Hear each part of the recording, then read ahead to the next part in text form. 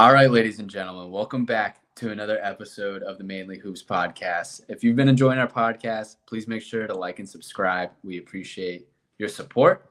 We've got a nice SEC matchup here in Athens, Georgia, Arkansas and Georgia. Both teams have been they like to put the ball in the hoop, that's for sure.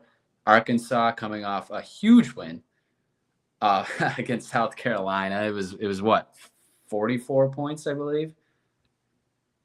108, 74, 108, 74. 34. And then Georgia losing at the buzzer against Ole Miss. I mean, tough loss in overtime there. It seems like they play it seems like every game they play is very close. So we'll see how this one turns out. So what are Arkansas's keys to the game for this one? Yeah, for Arkansas, I mean, obviously this is going to be like a crazy fast-paced game. The defense might become optional here at some point. Like the transition frequency in this game is going to be pretty ridiculous, and both teams love to get out and run. Neither team is going to try to really slow down the other.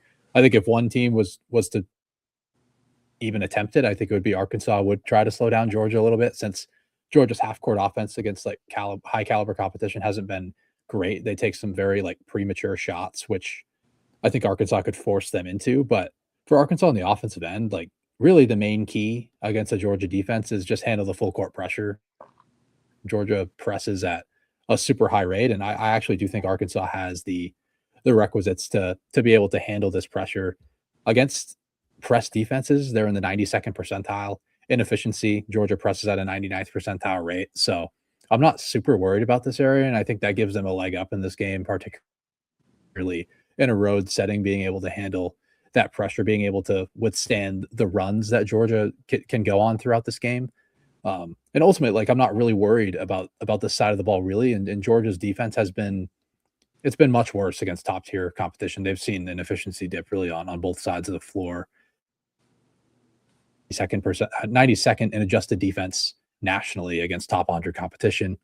I think Acuff and Thomas should have success off the bounce against a turnover reliant backcourt with that. Like Blue Kane, solid defender. Wilkinson is fine, but they are smaller guards that Georgia has for the most part. That's kind of been the difference in this Mike White roster is, the backcourt is just not super like athletically gifted. I mean, they do have quickness. That's something that Georgia guards usually have, but they don't really guard the ball as well as Mike White defenses would like. A little bit more offensive reliant, but for Arkansas, the offensive glass is a path for them as well. Georgia's really struggled, particularly in league play in this area, but it's defensively where I think Arkansas is probably going to have to win this game. Like I mentioned, they're going to have to slow down Georgia at least a little bit. Like I said, Arkansas has no problem playing a fast-paced game, which definitely gets dicey, especially playing on the road. Like if you let the home team play at their pace for all 40 minutes, like it could go poorly. So the number one thing is like at least try to slow them down a little bit.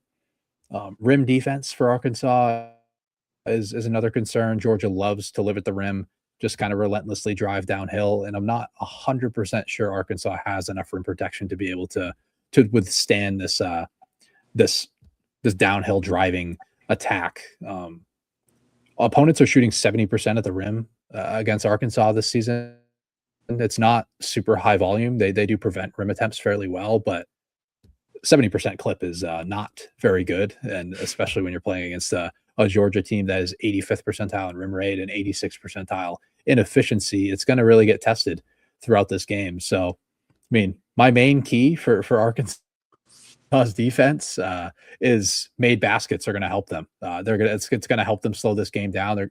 Georgia's going to have to take the ball out of the hoop. You're going to have to take it out of bounds, and hopefully that slows down their transition attack a little bit, because when they're going off of misses, it's very difficult to stop them, because they're just going to relentlessly drive downhill, draw fouls, or get all the way to the rim and create something efficient for their offense. So if Arkansas scores efficiently, I think that's actually the main path to their defense being good. Yeah, that's kind of a funny way to go about things. Like you if you want your defense to be good, you need good offense, which is pretty funny. But yeah, with all that being said, what does Georgia have to do to get a nice home win against Arkansas. Yeah, I mean, obviously, it's going to be a lot of the opposite. Like I mentioned, they can dominate the rim in this game, and force Arkansas to play at breakneck speed. Which Arkansas, like, that's kind of the worry I have for them this game. Is typically they will oblige in a super fast paced game. Like they'd be completely fine with this game getting to 85 possessions, and you're basically just rolling the dice in a game like this. Super high possession. There could be a ton of swings throughout the game. A team could get down 15 to 20, and there's enough possessions throughout this game and enough skill on the floor to where a comeback could easily happen, and it could completely swing the other way around. But Georgia's going to have to win it with their physicality up front, win on the glass and at the rim, like I said, and then just try to find a way to disrupt Arkansas 94 feet with their defense, which I mentioned, it's not the greatest matchup for them. Georgia's 56 nationally in turnover rate defense, Arkansas 6th in the country in turnover rate offense. So it is a bit of a rough matchup for them. That Georgia has sort of taken advantage of mid-major competition and just poor competition in general when it comes to teams that don't really take care of the ball all that well. They opened the season with 4 out of 5 teams outside of the top 250, and they were able to put up 100 on a couple of them, put up 90 on 2 of them. So they've really run up the score against poor competition. I think that's kind of bringing up their analytical profile, and it's starting to come to the forefront against some of the teams they played recently, like the Ole Miss game. Like Ole Miss at least tried to slow them down, and it kind of bogged down their offense at times, but it also kind of bothered their defense. Like if they're not able to turn over these power conference teams consistently, it does get dicey. So Georgia's going to need to find a way to disrupt Acuff and Malik Thomas. That's really going to be where the game is decided for them. And like I said, dominate the rim on the offensive end. Yeah, I'm excited. I'm excited for this game. Just I do like some high scoring, fast paced ball, honestly. So I'm excited to watch this, see how it plays out. But Cody, who are you taking in this matchup? Yeah, it's going to be, like I said, super fun up and down game. Ken Pom has this projected at 77 possessions, which it's probably going to get.